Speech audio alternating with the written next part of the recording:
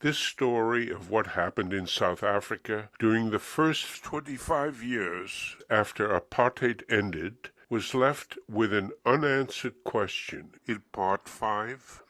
Millions living on less than $2 a day, but no longer subject to racist oppression and exploitation, had been promised and expected a better life. How would Thabo Mbeki, president in 1999 following Mandela, respond? During his years in exile, Mbeki had observed the failure and ousting of leaders who had spent freely to relieve the distress of their country's poor. After the money ran out, Chile's President Allende had resorted to printing currency. He soon lost his life in a coup.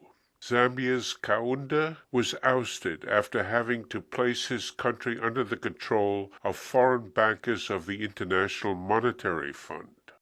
To avoid similar fates, Mbeki decided to hold spending on a tight rein, though this meant the promised better life for many of the millions would be postponed into the indefinite future. Furthermore, he would not seek to shorten their wait by requiring prosperous whites to contribute more to the treasury, fearing that this might cause whites to emigrate, thereby losing the country needed skills in which so much had been invested and upon which much depended. These decisions provoked disappointment, anger, and opposition among former allies. It was a case of out of the frying pan into the fire. Now, Mbeki needed to energize the dwindling number of his supporters. How? This is where we left the story at the end of Part 5. A key Mbeki backer was Joe Mbeki, commander of the ANC's former guerrilla army and, since liberation, Minister of Defense. Mbeki diluted the power of white holdover officers from the apartheid era by promoting his supporters in the South African army to the rank of general. By 2003, due to his efforts and that of his successor, there was one general in the force for every 338 soldiers, in contrast to one general to 4,000 soldiers in the U.S. Army. But while Mandela remained president, the overall defense budget, apart from a one-year spike in spending to accommodate the costs of partial demobilization and of integrating elements of the guerrilla and Bantustan armies with elements of the former apartheid army, was cut sharply each year beginning the second year following liberation. This was not Mbeki's choice. Mbeki had pushed for Mbeki's selection as deputy president in 1994 over Cyril Ramaphosa, who had led the ANC team that had negotiated the end of white power, and Mandela's personal choice for deputy president. With Mandela on the way out, an opportunity seemed to open for Mbeki to solidify Mbeki's loyalty. Soon to be state president, Mbeki began planning to reverse the decline in military expenditures. From press reports and hints passed by outgoing ministers in the last apartheid government, he had learned how international defense contractors operated. Buying weapons would mean holding off on other spending, but cash from defense companies could be directed into the coffers of the ANC, immeasurably increasing his influence over members. At the same time, Minister Mbeki and others participating in the equipment selections would be in position to obtain kickbacks. Expenditures on weapons would cut into poverty relief programs. But greater control over the party, plus newly energized powerful supporters, would guard against trade unionists, communists, and other opponents, thus help Mbeki to hold the line against inflation and keep the IMF out of South Africa. So it was that in December 1999, while South Africa faced no external threat, now President Thabo Mbeki signed off on an arms procurement program 5 times more expensive than the amount the country's still mainly white defense establishment considered adequate for replacing aging equipment. Indeed, it was costlier than any arms acquisition program undertaken by the former apartheid government, which had been engaged in actual combat along the country's frontiers. The government's own review of defense policy, completed in 1997 while Mandela was president, concluded that the major threats facing South Africa were non-military in nature. Quote, "The greatest threats to the security of the South African people are socio-economic problems like poverty and unemployment and high levels of crime and violence. Yet, military spending between 2000 and 2008 exceeded expenditures for low-cost housing and was nearly 5 times greater than spending on treatments for all sexually transmitted infections, including HIV/AIDS. Because the motivation for buying weapons was not military, it is not surprising that the choice of which weapons to buy was taken out of the hands of the service chiefs.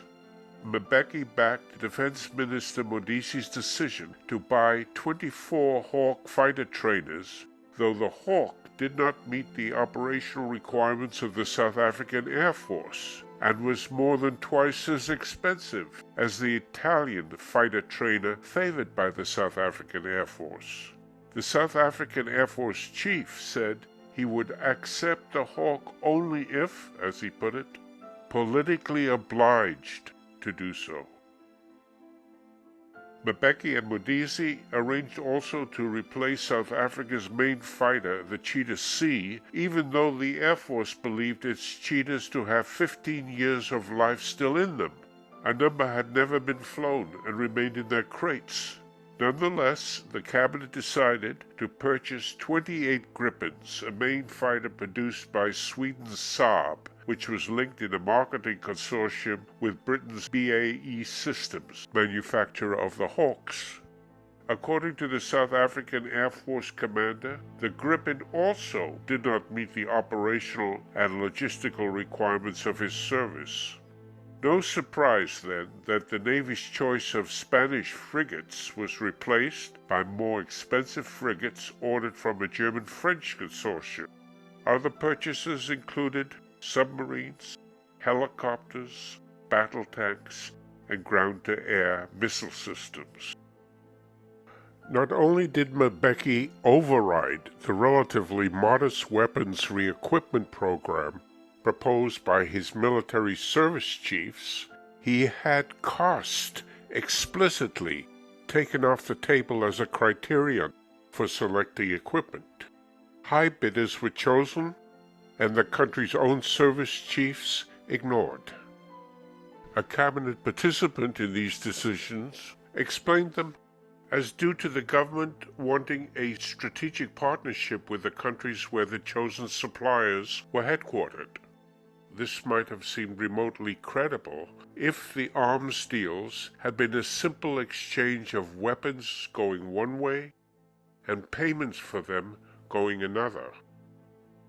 But the weapons going to South Africa were accompanied by sums in excess of $300 million paid by British and German defense contractors into offshore accounts of South African facilitators and into ANC party coffers. To secure the sale of the Hawk and Gripen jets, investigators of Britain's Serious Fraud Office determined that Britain's BAE Systems paid out what the company called commissions of about 1.7 billion rand, approximately $242 million. This was done through a front company that BAE Systems set up in the British Virgin Islands. This front, in turn, made the payments into 3 other offshore accounts, successfully obscuring the identity of the individual recipients. BAE Systems was unable to provide the Serious Fraud Office investigators with evidence of legitimate services performed for the so-called commissions. Investigators were able to identify the consulting business of Fana Holongwane, at the time Special Advisor to Minister of Defense Joe Modise, as recipient from BAE Systems of $40 million. Holongwane has been unable to explain what he did to justify the payout. Modise, while defense minister and after leaving government in mid-1999 and before his death 2 years later, received large unexplained cash deposits into his account, held at a Pakistani bank in an Asian neighborhood of Johannesburg. It had long been believed widely that BAE Systems, formerly British Aerospace, which would become in 2008 the world's largest defense contractor, paid well-placed foreigners, especially politicians and officials, for help in getting their governments to buy its armaments. The expense to the company of these payments would be more than covered by inflating the weapons prices charged to the purchasing country, prices comfortably higher than competitors' bids for similar or more suitable equipment. Mbeki and other exiled ANC leaders in advance of their return to South Africa had been given an illustration of how, once in power, arms deals could be made to solve a lot of anticipated problems, political and personal. The lesson came from Britain's massive Al Yamama arms deal with Saudi Arabia. This first of several so-called Al Yamama arms deals would earn BAE Systems £43 billion, approximately $73 billion, the biggest British sale ever of anything to anyone, according to Britain's Financial Times. Shortly after the 1985 contract signing by the British and Saudi defense ministers, reports began to appear in the British press alleging that payments were moving in two directions. Bribes of £600 million in jet steel, headlined The Guardian. A 3-page official telegram from the head of the UK's Ministry of Defence Sales Unit, mistakenly placed in Britain's National Archives, was discovered by the press. This revealed that the Saudi negotiators agreed to have BAE Systems inflate the price to them of each Tornado fighter by 32%, from an initially agreed price of £16.3 million for each plane to £21.5 million per plane. This amounted to £600 billion, more than $1 billion of additional cost to the Saudi government. Whether this was to enable the defense contractor to finance huge kickbacks without expense to itself, that is, by returning the £600 million to individual Saudis in their private offshore accounts, or whether, as Saudis claim, the arrangement was to cover the cost of modifications to the planes, remains uncertain. Be that as it may, both the British and Saudi governments cooperated to keep certain terms of the agreement from public view. Even members of the relevant Oversight Committee of the House of Commons were barred from seeing an audit report of the Al Yamama contract prepared by the UK's National Audit Office, the only National Audit Office report ever to be withheld. But the report's suppression failed to stop allegations that members of the Saudi royal family and middlemen were secretly paid hundreds of millions of pounds in kickbacks. John Hoakes, former managing director of Thorns Defence Systems, one of BAE Systems' main subcontractors, poured oil on troubled waters, proposing that kickbacks were an essential business practice. "Commissions make the world go round," he explained to a reporter. "I don't know of a royal," meaning Saudi royal, "who'll get out of bed for less than 5%. Former British Defence Minister and Minister of State for Defence Procurement, Lord Gilmore, reminisced, "You either got the business and bribed, or you didn't bribe and didn't get the business. You either went along with how the Saudis behaved, or what they wanted, or you let the US and France have all the business. After the Labour Party came to power in Britain, Parliament made it illegal to pay bribes to foreign public officials. The UK's Serious Fraud Office began a wide-ranging investigation of BAE Systems' alleged use of kickbacks to engender arms sales.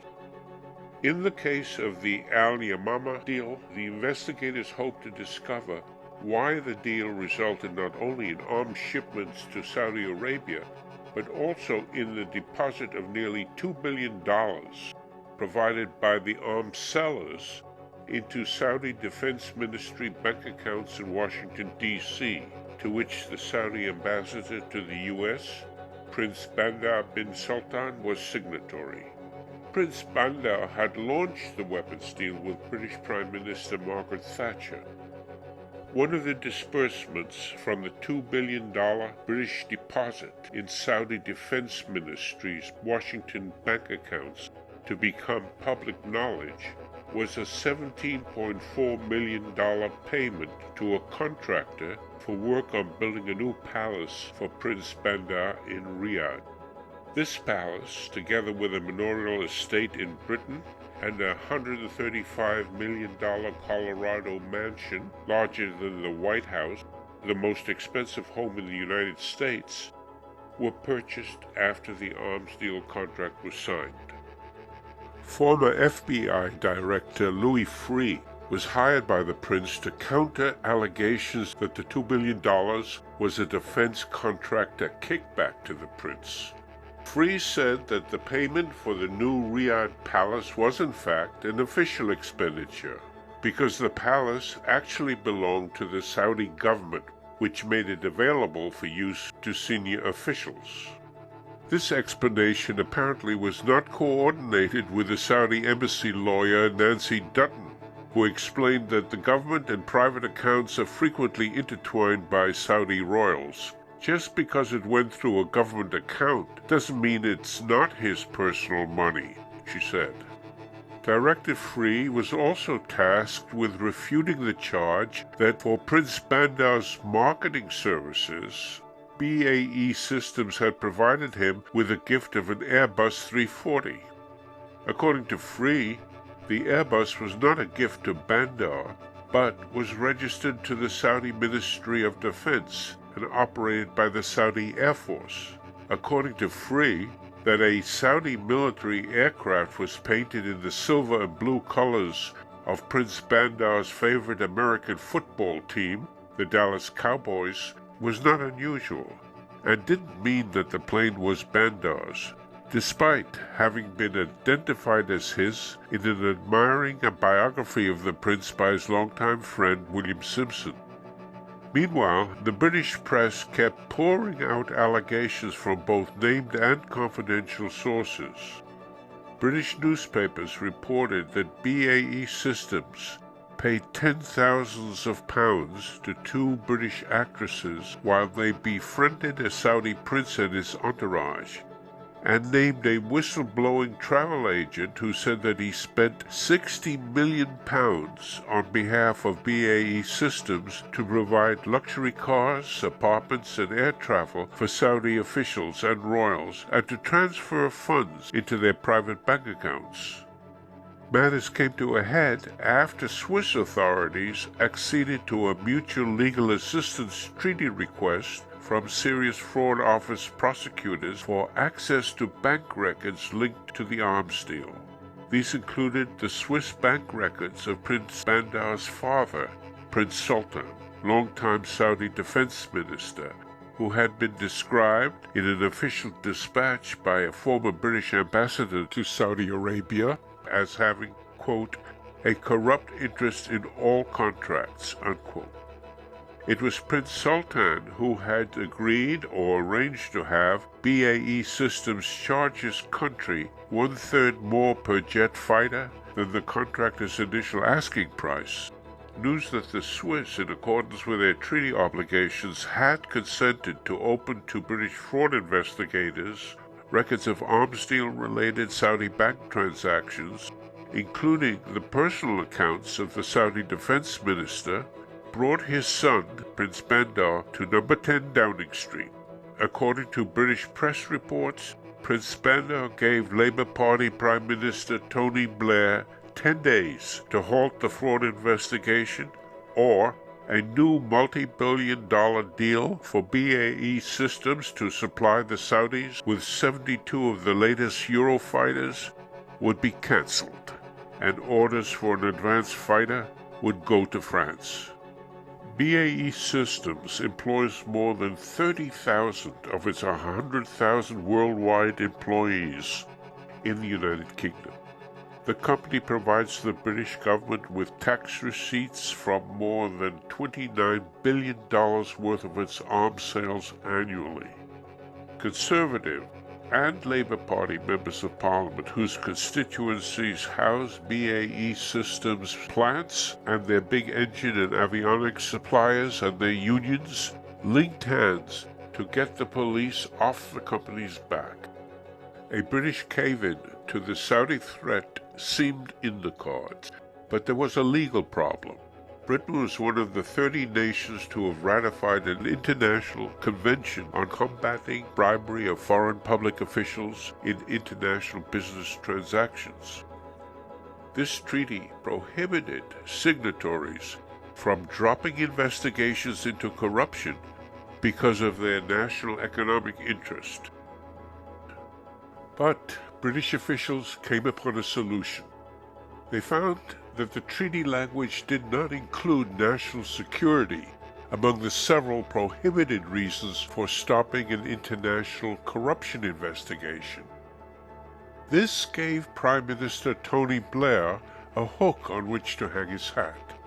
Said he, "Our relationship with Saudi Arabia is vitally important for our country in terms of counterterrorism, in terms of the broader Middle East, in terms of helping in respect of Israel and Palestine. That strategic interest comes first." His Attorney General informed Britain's highest court, the House of Lords, that the probe into the arms sale had been discontinued because of the, quote, "need to safeguard national and international security," unquote. There followed two remarkable sentences. "It has been necessary to balance the need to maintain the rule of law against the wider public interest." The following sentence: "No weight has been given to commercial interests or to the national economic interest." By contrast, in the U.S., there was greater willingness to go after BAE Systems, which, with its U.S. subsidiary, surpassed each of the 5 largest American military contractors in arms sales in 2008. How it obtained orders was no secret to its American competitors. Quote, "Competition is one of the foundations of our economic system," unquote, said a high FBI official explaining one reason why the Department of Justice had brought a corruption case against the British parent company. Prosecutors submitted court filings showing how BAE Systems used shell companies and other methods to make payments totaling hundreds of millions of dollars to Saudi and other foreign government officials to illegally win arms contracts in their countries and obtain $200 million in extra profits. A conviction of BAE Systems for bribery would have blacklisted the company from future government contracts not only in the U.S. but also in the European Union. This would have effectively wiped from existence one of Britain's largest manufacturers, causing incalculable damage to the economy of the U.S.'s most important ally. Prosecutors, therefore, pulled their punches. They would accept a plea of guilty to one count of conspiracy to make deceptive statements to the U.S. government about whether the firm had created an anti-corruption program, plus payment of a $400 million fine and acceptance of external anti-bribery monitoring for 3 years. Just hours after the actual guilty plea, BAE Systems was back in business in the United States, preparing to bid on a new weapons contract. Meanwhile, the UK Serious Fraud Office, although pressured by the British government to shut down its Saudi investigation in 2006, had continued to pursue the British defense contractors' use of so-called commissions to obtain business in Chile, Hungary, the Czech Republic, Romania, Tanzania, Qatar, and South Africa. But in tandem with the U.S. Department of Justice settlement, the Serious Fraud Office in 2010 terminated all its investigations into the company in exchange for a single admission to a, quote, breach of duty to keep accounting records, unquote, relating to a £500,000 payment received by the Attorney General of Tanzania for his influence in arranging the purchase by his impoverished country of an overpriced and obsolete radar system. £30 million, or just about what Tanzania had been charged for the radars, was the sole penalty imposed on the company in Britain. Part of this amount was paid to the very government headed by Prime Minister Blair, who had approved the sale in advance over pointed opposition from Clare Short, a member of his own cabinet. The remainder of the £30 million was to be donated as a gift for the benefit of the people of Tanzania. Mbeki and some of his closest supporters had received two applicable lessons before the then financially very hard-pressed ANC came to power in 1994. One, communicated to them during the liberation negotiations by Pik Botha, then the apartheid regime's foreign minister, was that European arms companies operated money spigots that would open if an ANC government entered into contracts advantageous to them. The second lesson resulted from the British government's unprecedented but publicized suppression in 1992 of the National Audit Office report on the massive British aerospace Saudi arms deal.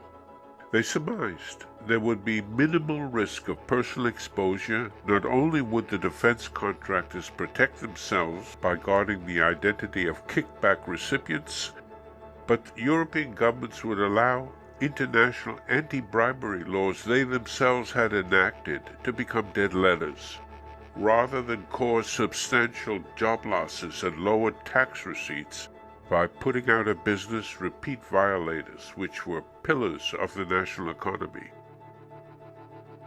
But this did not, could not, take into account some of the European prosecutors and fraud investigators. These were civil servants. Their jobs were not linked inseparably to the health of the national economy, as were the jobs of their political bosses. What the lower-level people saw was that months and years of their work was being stopped as if it was of no importance or had been improper. Not surprisingly, some of their findings wound up in the hands of journalists. And so the public learned that the German shipbuilder ThyssenKrupp had kept minutes of a meeting in which Chippy Sheikh, appointed by Joe Medici, Chief of Acquisitions for the South African Defense Department, had requested a bribe of $3 million if the frigate contract were to be successfully steered to the German contractor, the high bidder, rather than to the Spanish company's frigate preferred by the South African Navy. The public also learned that subsequent to Chippy Sheikh's bribe request, President Mbeki visited Germany. The tender was reopened and the contract awarded to the German frigate consortium to which ThyssenKrupp belonged. Two South Africans, both relatively small fry, were prosecuted in connection with the arms deal and missed being protected in what became an otherwise effective cover-up. The first was Tony Yengeni, a Mbeki supporter, chair of Parliament's Joint Standing Committee for Defense, subsequently promoted to the position of Chief ANC Whip in Parliament. After investigative journalist Mzilikazi wa Africa broke the story in the Johannesburg Sunday Times Yengeni was charged with fraud and corruption for accepting numerous gifts, including a 48% discount on a luxury Mercedes-Benz from EADS, the European Aeronautic Defence and Space Company, which was lobbying the South African government to buy their aircraft. Yengeni had risked his life in the struggle against apartheid. He had been arrested and tortured by the secret police. A former secret policeman subsequently demonstrated to the Truth and Reconciliation Commission how he had successfully extracted the information sought from the prisoner by pressing down on a wet bag placed over Yengeni's neck to bring Yengeni to the edge of suffocation. The end of apartheid had brought Yengeni material benefits, more than most, but still minuscule compared to the undisturbed wealth enjoyed by South Africa's captains of industry, who had done little or nothing to end that very system of racial exploitation which had helped to grow their fortunes. Explaining his finances in a hope to reduce the charges, Yengeni said his take-home monthly salary, his only source of income, was 17,000 rand, of which 7,000 rand went for his mortgage, 4,000 rand was used to pay for auto loans, 4,000 rand was used for school fees, and only 3,000 rand remained for groceries and other expenses, including his expensive clothing. Yet somehow Yengeni found an estimated 250,000 rand to place full-page ads in most of the Sunday newspapers, accusing his detractors of engaging in a racist witch hunt. The corruption charge was dropped in exchange for an admission of guilt to the lesser charges of fraud and lying to Parliament. He was sentenced to a 4-year prison term. A cavalcade of cheering ANC supporters, including the Speaker of Parliament, accompanied him to the prison gates. He was released after serving 4 months. Yengeni had performed yeoman services prior to his arrest to establish the very cover-up which then failed to encompass him. As ANC Chief Whip in Parliament, he had moved to derail an investigation by Parliament's Standing Committee on Public Accounts into reported irregularities in the contracting for arms. This committee included members of opposition parties and also an ANC chairman and several ANC rank-and-file who believed their jobs were to investigate and determine the truth. Yengeni had used his power as party whip to remove the committee's chairman. He had added additional members to the panel who denied that anything improper had occurred, all of which helped to intimidate the committee's original ANC members into silence. Mbeki also worked to intimidate the committee, but without leaving fingerprints. He composed the text of a 13-page letter, then got Deputy President Zuma to sign and send it to the committee. Reading it, the committee found that it was excoriated for going on what the writer claimed was a fishing expedition, and for even suggesting that prestigious international companies, as the writer put it, would stoop to paying bribes. Clearly, Mbeki was anxious to halt the inquiry. That he had ordered unwanted weapons at inflated prices to provide kickbacks for key party supporters would not be uplifting news to be circulating throughout the party and the country. Nor would there be rejoicing upon learning that foreign arms company money had financed the ANC's 1999 election campaign. But his long, angry letter seems like overkill. Silencing the committee's ANC members hardly required 13 pages of the state president's time and effort. This because the power over members of his party, exercised by a South African president, is significantly greater than that of his counterpart in the United States, where legislators are elected directly and separately by voters and are less dependent on party leaders. In South Africa, and other democracies which operate by closed-list proportional representation, voters choose parties, not individual office holders. Party leaders decide whom they want included on their party's list of candidates, and in which order. If the party receives, say, a quarter of the total vote, the top quarter of the party's list takes office. Each ANC member of the Committee on Public Accounts knew that Mbeki could have them removed from their seat in Parliament and replaced by another member of the party. Mbeki was also able to bring into line his Auditor General, Jacob Zuma, whose initial report on the government's improper contracting procedures had prompted the Committee on Public Accounts to begin its now aborted probe. Zuma was preparing his final report for release to Parliament. 2 weeks prior to the release date, he was summoned to meet with Mbeki and 2 of his ministers. As a result, and as became public knowledge much later, findings implicating former Defense Minister Modise of engaging in improper contracting procedures, including the selection of British Aerospace's Hawk fighter trainer at twice the price of the Italian jet preferred by the South African Air Force, were removed and replaced by language lauding Modise's visionary approach to the jet's acquisition. The final report declared that investigation had found, quote, no evidence of improper or unlawful conduct by the government. Bulelani Nguka, Mbeki's appointee as National Director of Public Prosecutions, the counterpart of the U.S. Attorney General, resisted pressure by staff prosecutors to pursue high-level corruption allegations against Mbeki's most important ally, Defense Minister Modise.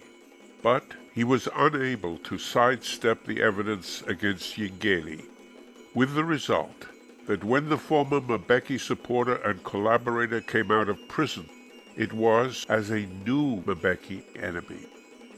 Within days of Yengeni's arrest in 2001, there also came a second arrest, the only other arrest connected to the arms deal, this time of a businessman, Schabir Shaik.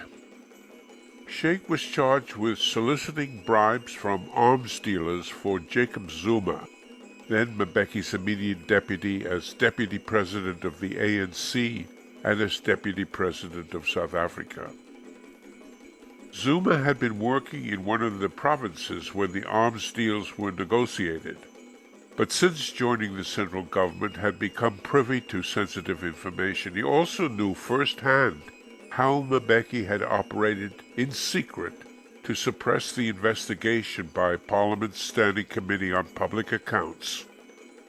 Probably, Mbeki fervently hoped that his Director of Public Prosecutions would succeed, somehow, in decoupling Zuma from the charge sheet naming Shaik. Unlike Mbeki, Zuma came from a background of extreme deprivation. His father died when Zuma was 4. His mother, a domestic servant, couldn't provide money for school fees, so Zuma went without formal schooling. But while serving a 10-year prison sentence on Robben Island for conspiring to overthrow the apartheid government, he received help from other prisoners to improve on basic literacy skills he had picked up informally over the years. After completing his prison sentence, he took on several increasingly responsible duties in the ANC, first underground within South Africa, then outside the country, then back in South Africa in 1990, after the ANC was unbanned and negotiations began towards a racial settlement. As a Zulu, a member of the largest African ethnicity, he worked to reconcile Zulus to the largely Xhosa-led ANC, and was rewarded after the first non-racial national and provincial elections with a provincial ministerial appointment in KwaZulu-Natal. When Mbeki succeeded the retiring Mandela as state president, he picked Zuma over more prominent ANC leaders as his own deputy in both the party and the state. Mbeki thereby signaled a Xhosa Zulu balance at the top. At the same time, Zuma's lack of formal education and lack of administrative experience in the national government made unlikely a future Zuma challenge to his leadership. After the unbanning of the ANC in 1990, its members came out of hiding and returned from exile, initially, as we have seen, without jobs or assets and without the small stipends some had received from the Soviet Union before its collapse. Zuma was first given a poorly recompensed party office in southern Natal. His appointment as a provincial minister in 1994 at a salary equivalent to $73,000 plus allowances was a considerable improvement, but already with 3 wives to support, polygamy is allowed by South African customary law, and a growing number of children and a home village of impoverished people who expected generous outlays from the local boy who had made good, even his ministerial salary seemed insufficient for his needs. In stepped Shabir Sheikh, denizen of a prominent Indian business family and brother of Chippy Sheikh, one-time chief of acquisitions for the South African Defense Department. Shabir Sheikh had helped raise and distribute money for the ANC during the struggle period. Shabir Sheikh became Zuma's financial advisor and obtained access to all of Zuma's financial records. Aware that Zuma was far outspending his salary, he began paying Zuma's bank overdrafts, his home loans, his debit card bills. No interest was charged and no date set for repayment. Over a 10-year period during which Zuma rose from a provincial cabinet post to Deputy President of South Africa, Sheikh distributed more than 4 million rand in 783 separate payments on Zuma's behalf. His companies, while bidding for government contracts, paid out money to Zuma's wives, pocket money to his children, car payments, rent, even an amount as small as 10 rand to wash and vacuum his car. Then came the arms deal, and Zuma's belated and backdoor involvement. One of the costliest components of the arms deal was the combat management systems for the 4 corvettes. These controls amounted to 40% of the vessel's overall cost. A fax sent to his head office by the chief negotiator for the French defense contractor informed company directors that then Deputy President Mbeki had assured him that the company would get the contract. This assurance was given 7 months before the short list of bidders was drawn up, and more than a year prior to the formal cabinet decision. Not surprisingly, the contract was won by the French arms company and its South African subsidiaries, in which Shabir Sheikh, Zuma's benefactor, was a director. But uncertainty developed about whether the French company's contract would hold after allegations of gross irregularities were raised in Parliament and Parliament's Committee on Public Accounts opened its investigation. But these problems Sheikh recognized as an opportunity to make use of his investment in Zuma, while simultaneously getting the French arms supplier to share the cost of maintaining the South African Deputy President, who continued to spend every month more than his salary. Meetings were held between Sheikh Alain Thétard, a director of the French company, and Zuma, at which Zuma agreed to help shut down the investigation and look after the company's other interests in South Africa. For these services, Sheikh asked for 500,000 rand, approximately $77,000, to be paid annually to Zuma. The French balked at this. The final agreement was for a one-time payment of 1 million rand, $154,000, a bargain measured against the $395 million price of the combat management system. At the time of Shabir Sheikh's arrest, only 250,000 rand that is about $38,000, had been transferred to the so-called Jacob Zuma Education Fund.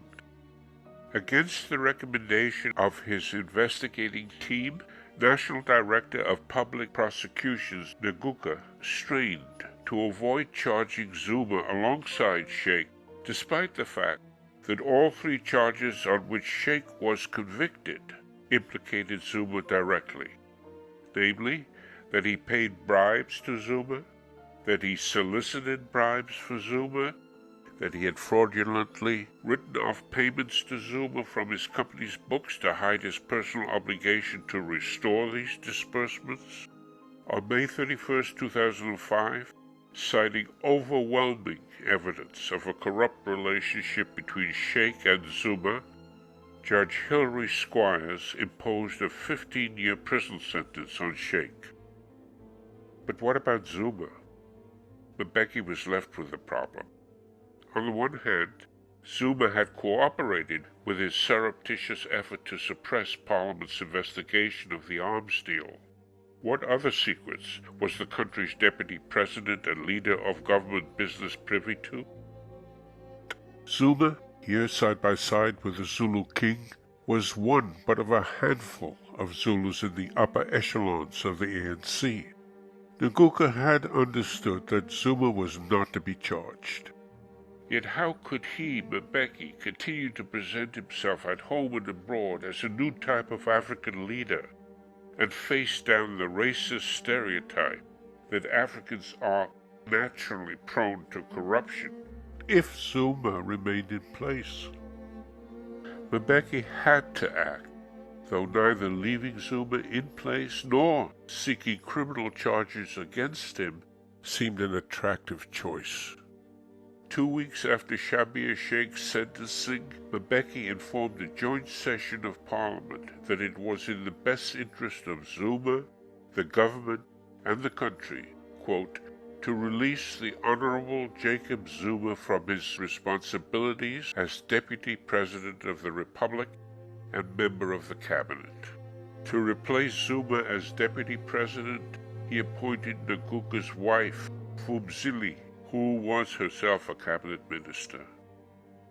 Nguka had resigned as director of the National Prosecuting Authority following the storm of criticism that met his refusal to charge Zuma together with Sheikh. But the situation continued to change. Fired from government, Zuma suddenly was hoisted up as main victim and leader by the ever-growing multitude of Mbeki's critics, Zulus, union workers, communists, and all who saw Mbeki's business-friendly and austerity policies as a betrayal. Zuma could not now be left to roam the public stage. He had to be viewed as a corrupt politician, seen behind prison bars. What Nguka had refrained from doing, his successor, Vusi Pikoli, also with Mbeki's blessing, now did. Within days of Zuma's firing, the new prosecution's boss charged Zuma with 16 counts of corruption involving receipt of bribes amounting to 4 million rand. From the start, Mbeki had tried to ensure his political survival by avoiding what appeared to him the mistake made by other leaders. Their high-octane public spending to relieve the massive poverty in their countries had hastened their demise. He would go slow on helping the poor, both the millions unemployed and the working poor.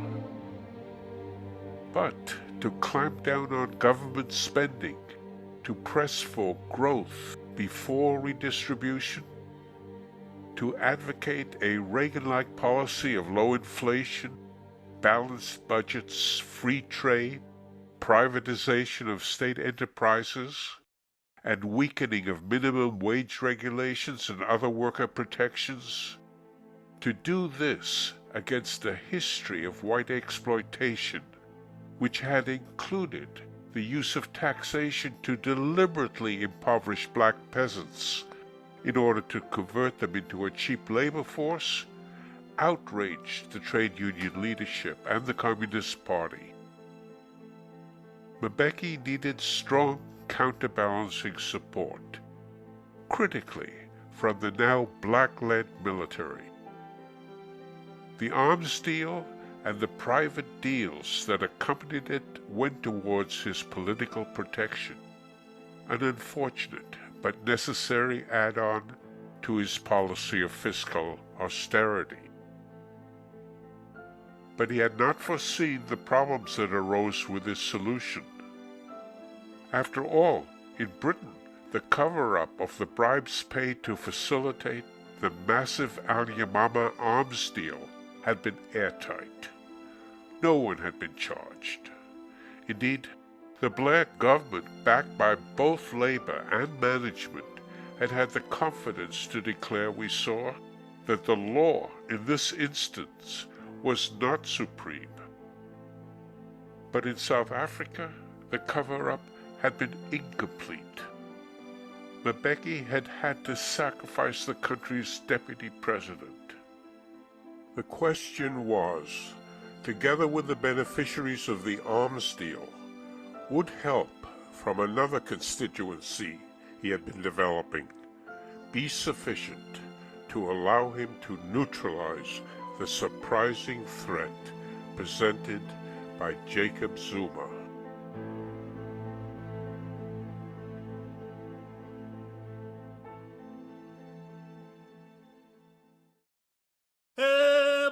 Kwasa,